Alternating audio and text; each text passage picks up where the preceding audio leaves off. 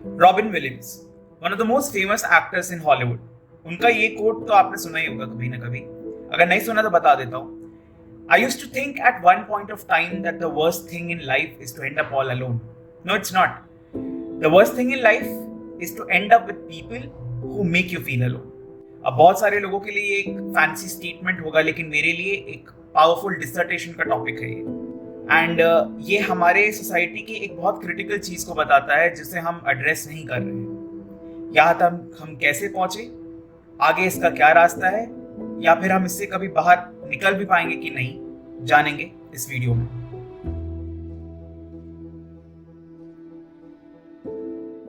हम खुश रहने की बात करते हैं, हमें लगता है कि ये वन ऑफ द रीजंस है व्हाई पीपल एग्जिस्ट, बिकॉज अगर जो भी हम करते हैं उसमें हम खुश ही नहीं रहते तो उसका मतलब क्या है। एंड ये थोड़ा बहुत हमें रीजन भी देता है as Indians, because India as a country बहुत ज़्यादा प्रोग्रेस कर रहा है। हमारी जीडीपी अब 172 लाख 172 लाख करोड़ रुपीस तक पहुंच चुकी है and we are the fastest growing economy in the world now. But क्या ये हमें इतना रीजन देता है कि हम समझ पाए कि is this the absolute reason by which we can consider ourselves happy? Because अगर हम वर्ल्ड हैप्पीनेस इंडेक्स के रिपोर्ट्स को देखें तो आज भी इंडिया की ranking out of 146 countries 126 position पे है। क्या वजह है इसकी? जिसमें कि सबसे बड़ा फैक्टर हम बात करते हैं जिसके बारे में, वो है लोनलीनेस। एंड ये लोनलीनेस एक मेजर इंपेडिमेंट होती है to pull us back from a true potential. National Institute of Mental Health and Neuro Sciences ने इसी फरवरी 2024 के एक सर्वे में कहा है, जो शहरी लोग होते हैं उन्होंने रिपोर्ट किया था कि उन्हें क्रॉनिक इलनेस है, फीलिंग्स ऑफ आइसोलेशन उनके मन में आती हैं। अब ये feelings of isolation working professionals में रिटायर्ड लोगों से ज्यादा पाई गई है। It is very appalling fact, because working professionals more और लेस एक ऑफिस इन्वायरमेंट में रहते हैं। उन्हें पता चलता है कि वहां पे there are people whom they interact with even though they are interacted only on business purposes. So ये क्या रीजन है कि हम वर्क प्लेस जैसी प्लेसेस में भी बहुत ज्यादा लोनली फील करते हैं, and that is not reflected when we actually think see this in a family setup. हम कहते हैं कि India is a young country with over 60% population in the age of 28, तो काफी जवान है हमारा देश। पर सवाल यही उठता है कि हम इसका कितना लेवरेज कर पाते हैं। जनवरी 2024 में एसी नीलसन ने रिपोर्ट किया था कि एक प्रोमिनेंट एनजीओ ने अपने सर्वेस में देखा कि 18 से 25 की एज के बीच में 42% रिस्पोंडेंट्स ने कहा कि उनकी लोनलीनेस की फीलिंग ऑफन से वेरी ऑफन थी। मतलब ऑन एन एवरेज जितने सारे लोग हम देख पा रहे हैं, उनकी लोनलीनेस की फीलिंग्स आज के टाइम पे एक बहुत ही अल्टीमेट हाई पे है। एंड लोनलीनेस को ऑन दी कॉन्ट्ररी एक बहुत ही कैजुअल टॉपिक की तरह से देखा जाता है। हमें लगता है कि this is just kind of a thing which is just like mood swings, ये थोड़े टाइम तक रहती है, आप जिस लोगों से बात करते हो तो ये खत्म हो जाती है। Trust me, it doesn't. अगर इतना सिंपल होता तो आज Japan one of the loneliest nations in this world नहीं होता, ये प्रॉब्लम साउथ कोरिया में नहीं होती। अब अगर इस पॉइंटर पे हम थोड़ा जूम इन करने की कोशिश करें तो ये लड़के और लड़कियों में डिफरेंट तरीके से बिहेव करता है। अगर लड़कियों की बात करें तो फिर भी हम कंपैरेटिवली देख पाते हैं कि लड़कियों को हमेशा से एक बेटर म्यूचुअल सपोर्ट सिस्टम मिला रहता है। सो उन्हें पता होता है कि अगर किसी लड़की के साथ ऐसा कहीं हो रहा है तो वो बात करती हैं, समझाती हैं, रोने के लिए कंधा देती हैं। ऐसा होने के दो प्राइमरी रीजंस हैं। पहला तो लड़कियों को हम हिस्टोरिकली देखते हैं कि across all times through our histories consistent discrimination झेलना पड़ा है, एंड डेनिग्रेशन पहले भी होता था एंड अनफॉर्चुनेटली आज भी होता है। सो ये एक कोहेसिव बाइंडिंग फोर्स की तरह काम करता है जो कि विमेन ग्रुप्स को इमोशनली सिक्योर प्लेसेस देता है। विमेन को अब पता चल चुका है कि अगर हम साथ नहीं रहेंगे, एक दूसरे के सपोर्ट में नहीं बोलेंगे, तो हमें ऐसे ही प्रताड़ित किया जाएगा, हमारी सुनने वाला कोई नहीं रहेगा, तो हमें ही एक दूसरे का सहारा बनना पड़ेगा। और यही चीज एक एडिक्वेट कंट्रीब्यूशन करती है उनकी सोशल सैनिटी पे। और तो और इस सपोर्ट सिस्टम में लड़कों का भी एक एडिक्वेट कंट्रीब्यूशन होता है, but the only stark difference is which is in an overwhelming majority in this case कि हम देखते हैं कि लड़कों का हेल्प बहुत ज्यादा ट्रांजैक्शनल है। अरे उस लड़की का ब्रेकअप हो चुका है और वो रो रही है, तो चलो उसका इमोशनल सपोर्ट बना जाए, उसका कंधा बना जाए। ये प्राइम थॉट प्रोसेस है जो कि मोस्टली लड़कों के दिमाग में आता है। सो इस कॉन्टेक्स्ट में फीमेल्स को दोनों ग्रुप से सपोर्ट मिल जाता है। एक मेन से सपोर्ट मिलता है ट्रांजैक्शनल बेसिस पे, और दूसरा विमेन का नेटिव सपोर्ट तो होता ही है। But is it the same way for main? Unfortunately it's far away from that, क्योंकि एक तो पर्सनल ईगो होता है एंड इमोशनल मैनेजमेंट के सीवियर इश्यूज हो जाते हैं. सो काफी लड़कों को ये पता ही नहीं होता कि हम अगर सैड फील कर रहे हैं तो उससे डील कैसे करें. Hence they resort to adverse things like alcoholism, sexual abuse, drug abuse, etc. अब ऑब्वियसली इन दोनों ग्रुप्स में देयर आर एक्सेप्शंस. ऐसा भी होता है कि there are men who have very strong social support groups and there are females who actually don't get to socialise a lot of. ये exceptions को अगर हम मोर और लेस हटा के देखें तो इन टोटलिटी हमारी society, particularly the Indian one, ऐसे ही फंक्शन कर रही है. अब ये सब होता क्यों है? व्हाई इट हैपेंस दैट कोई इंसान अगर बाहर से एकदम नॉर्मल लगना चाहे, यू नो, काम करने के टाइम भी वो नॉर्मली बात कर रहा है, सबसे हंसता खेलता भी है, लेकिन जब आप उससे बहुत ज़्यादा पर्सनल होते हो और जब वो इंसान ओपन अप होने लगता है या लगती है, तब आपको पता चलता है कि इनके अंदर तो बहुत अंबार छुपा हुआ था, जिसको अगर हम एड्रेस नहीं करते तो ये बहुत बड़ी दिक्कत की बात हो जाती. तो ये सिम्टम्स ऑफ लोनलीनेस एक्चुअली नज़र कैसे आती है? तो देखो, इसमें भी दो पर्सपेक्टिव्स होते हैं. पहला पर्सपेक्टिव होता है सोशल स्टिग्मा का, जो कि एक पर्टिकुलर थॉट प्रोसेस इन्फोर्स करता है ओवर एन इंडिविजुअल. लड़के रोते नहीं हैं, लड़कियां थोड़ा बहुत रो लेती हैं, ये सारी जो बुलशिट स्टेटमेंट्स हम सुनते हैं ना, ये सोशल स्टिग्मा के ही कारण होता है. एंड सोशल स्टिग्मा की सबसे खराब बात ये होती है कि it has been indoctrinated over you over a long period of time.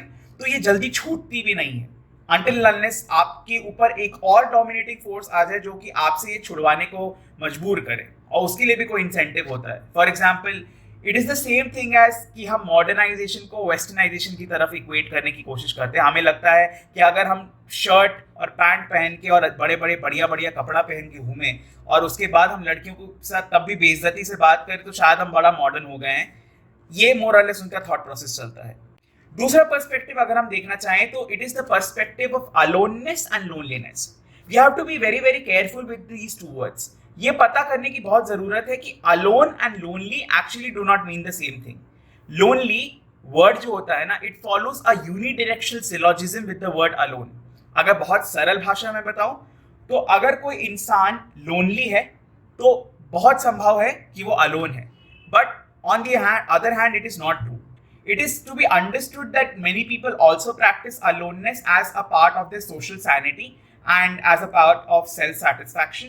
उसको हम साइड रखना चाहेंगे for this course of this debate. But ये हमें याद रखना चाहिए कि lonely people का aloneness एक बहुत ही बड़ा symptom होता है. And aloneness के भी ऊपर एक बहुत बड़ा symptom होता है that they don't talk about their personal condition much. अगर उनकी बातचीत बहुत ज़्यादा ट्रांजैक्शनल लग रही है, अगर आपको लगता है कि ये काम काज के अलावा ज्यादा बातें करते नहीं है, then there can be indications that they might be suffering from social loneliness. अब इस loneliness के होने के multiple reasons होते हैं, but अगर कुछ important reasons की बात करें तो कुछ ऐसे reasons हैं जो हम लिस्ट कर सकते हैं. पहला, deficits in social connections. Humans social creatures होते हैं and they are wired for connections. तो हमारी evolutionary psychology भी ये कहती है कि strong social bonds किसी की भी सर्वाइवल इंश्योर करती है through cooperation, resource sharing and protection. और इन्हीं कनेक्शंस की कमी या तो क्वांटिटी में या फिर क्वालिटी में या दोनों में ही यही लोनलीनेस का एक बेस बनाती है, जिसके बेसिस पे बाद में नेगेटिव सेल्फ टॉक आता है एंड इवन डिप्रेशन भी टेंडेंसीज आ जाती हैं. दूसरा reason, social anxiety and rejection sensitivity. अब इन दोनों टर्म्स को बहुत सरल भाषा में एक्सप्लेन करने की कोशिश करते हैं.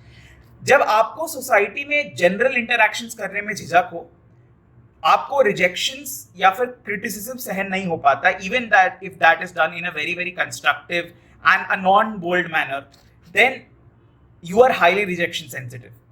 एंड ये एक बहुत लास्टिक रीजन बन जाता है लोनलीनेस का. And when we talk about social anxiety, इस पे वर्क का भी बहुत ज्यादा प्रोमिनेंट एंगल आता है. एक एसोकैम सर्वे ने बताया कि नियरली 40% ऑफ यंग प्रोफेशनल्स मानते हैं कि उनका lack of a social nature बहुत हद तक वर्क प्रेशर और वर्किंग आवर्स की वजह से भी आता है. अब अगर हम इस पूरे लोनलीनेस के साइकिल को जानने की कोशिश करें तो there is a very very beautiful theory.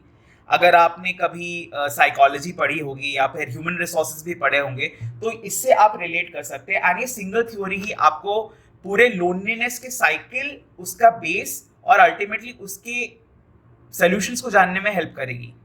इस थ्योरी का नाम है लीडर मेंबर एक्सचेंज थ्योरी, या फिर इसे LMX भी कहते हैं। LMX एक लीडरशिप की बड़ी फाउंडेशनल थ्योरी है जो कि एक लीडर और एक इंडिविजुअल या फिर फॉलोअर्स भी जिसे कहते हैं, उनको एक ग्रुप में ऑर्गेनाइजेशन में लिंक करती है। अब ये थ्योरी जैसे एक बेस क्रिएट करती है through the concept of in groups and x groups. किसी की भी पर्सन के लिए इन ग्रुप्स या फिर एक्स ग्रुप्स डिसाइड करते हैं कि उसका प्राइमरी रिलेशनशिप्स और लेवल ऑफ इन्फ्लुएंस कहाँ है, कैसा है और कितनी दूर तक जा सकता है। इन ग्रुप्स वो होते हैं जहां हाई लेवल ऑफ इन्फ्लुएंस होता है between the leader and the member. अब इस केस में मान लेते हैं कि लीडर आप हैं, तो अगर आप चाहते हैं कि कुछ लोग आपके करीब रहें तो वो आपके इन ग्रुप में आ जाते हैं, और जो आपकी प्रायोरिटी लिस्ट या फिर आपकी प्रेफरेंसेस में नीचे या लेस इंपॉर्टेंट होता है वो आउट ग्रुप में डाला जाता है। With time, with experiences and with your change in attitude and goals, ये in group and out group changes होते रहते हैं।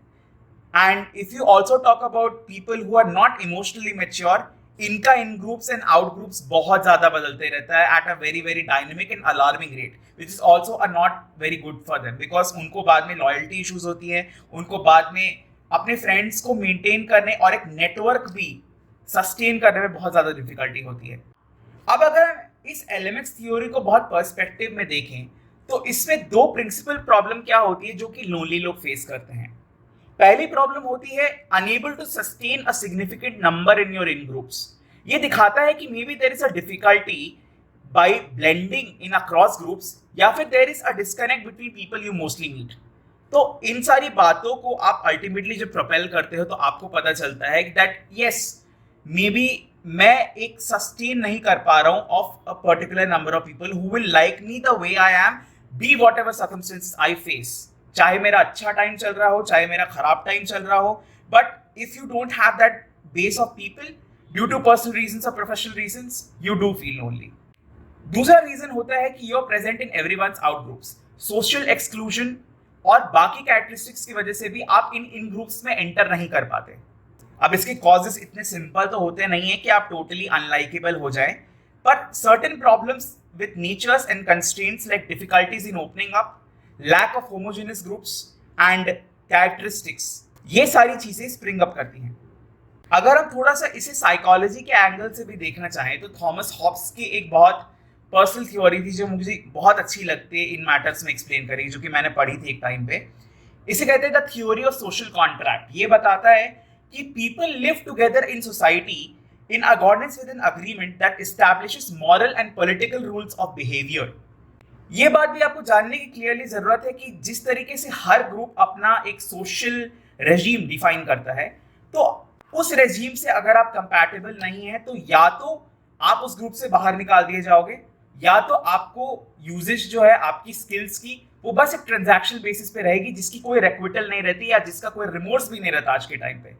इसे आप एक सिंपल एग्जाम्पल की तरह ले सकते हैं। आप कितने भी इंटेलेक्चुअल क्यों ना हो जाएं, लेकिन अगर आप एक ऐसे ग्रुप के साथ ब्लेंड इन करना चाह रहे हो जो कि आपको बाहर से दिखता है कि यार ये कितने अच्छे कपड़े पहनते हैं, यार ये कितने सजते संवरते हैं, बहुत ही कूल लगते हैं इस टाइप के लोग, एंड उस ग्रुप के अंदर का रूल मे बी ऐसा सबकॉन्शियस है कि वो मोस्टली बाहर जाते हैं, पार्टीज करते हैं, एक सर्टेन टाइप की लाइफस्टाइल दिखाना चाहते हैं, और आपकी लाइफस्टाइल उससे पोलर ऑपोजिट है, तो आप उस सेंस में उस ग्रुप के साथ सोशलाइज नहीं कर पाइएगा चाहे कितना भी हो जाए। अगर आप करने की कोशिश करिएगा तो तीन चीजों में से कोई एक चीज होगी। पहली बात, या तो आपको उस ग्रुप से धक्के मार के मेटाफोरिकली ऑफ कोर्स निकाल दिया जाएगा, या फिर ऐसा होगा कि आपकी जरूरत भी तभी पड़ेगी जब उन्हें उनकी कुछ इंटेलेक्चुअल नीड सेटिस्फाई करनी होगी जो कि आपके मॉरल कॉन्शियस से मेल खाती है, एंड वो होने के बाद भी कोई रिक्विटल नहीं होता उस बात का, आपको बस यूज करके थ्रो कर दिया जाएगा, in which case you will be plain used and thrown. And the third case is that अगर आप किसी तरह उस ग्रुप में ब्लेंड इन कर गए तो you have to compromise with your personal values and with your personal sanity, and I think that is the worst of the all three outcomes which I just discussed। तो इस पूरी conversation से हमें क्या समझना चाहिए? सबसे पहली बात तो हमें ये क्लियरली अपने मन में पता कर लेना चाहिए कि लोनलीनेस एक क्राइम नहीं है। ये अगर हम अपने सब मन में क्लियर कर ले कि हम किसी को आउटकास्ट जो कर देते हैं जस्ट बिकॉज वो फ्रेंड्स नहीं बना पाता या नहीं बना पाती, अगर हमें एक स्टेबल सोसाइटी बनना है तो हमें ये बहुत क्लियर करना होगा कि ये जो अप्रोच हम करते हैं of very quickly judging people and ultimately just trying to pass a diktat of ये खराब है, ये अच्छा है, ये बंद करना पड़ेगा. We should always have certain data to take any assumptions about any particular person. और अगर आपके पास वो डेटा नहीं है तो you can just simply say the statement कि I don't know, मुझे शायद नहीं पता है कि वो इंसान क्या है, कैसा है, किस बारे में सोच रहा है, एंड शायद मेरी वो मॉरल कंस्ट्रक्ट्स है भी कि नहीं कि मैं उससे कंपैटिबल खा पाऊँ. मे बी शायद मुझे उस इंसान से और बात करनी पड़ेगी, उसे और जानना पड़ेगा, और फिर I will be in a position so as to pass a comment which will be even suitable to them as well when we hear about it. दूसरा reason, you should actually try to be the reason someone comes out of his or her loneliness. क्योंकि हर इंसान अपने आप में एक पूरा ecosystem होता है और कोई इंसान परफेक्ट नहीं होता. हर इंसान की अपनी नीड्स है, अपनी रिक्वायरमेंट्स हैं, प्रोज एंड कॉन्स सबके ही होते हैं. बट जब भी हम किसी इंसान को एक नेगेटिव चीज देखते हैं, हम उसकी पूरी सेंटिमेंट को नेगेटिव एट्रीब्यूट कर देते हैं. फॉर एग्जाम्पल, अगर कोई इंसान फेल होता है तो उसके फेलियर्स को हम इसलिए बोलते हैं अरे वो तो गधा इंसान था, उसे तो कुछ आता ही नहीं है. तो ये जो हमारी फास्ट एट्रीब्यूशन की नेचर है, जिसके थ्रू हमें ये पता चलता है कि शायद वो इस टाइप का बंदा नहीं है, एंड शायद we were too hasty in quoting him or her as a negative person. Because if you see that if that person is resilient enough, वो fight back करता है, वो ऊपर आ जाता है, and he ultimately proves others wrong that he was actually not incompetent but it was just a bad day.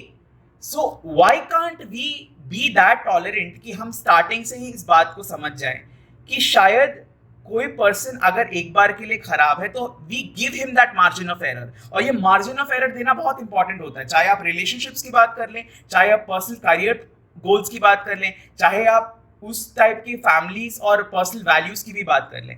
इन सारे बात में एक मार्जिन ऑफ एरर रखना बहुत जरूरी होता है.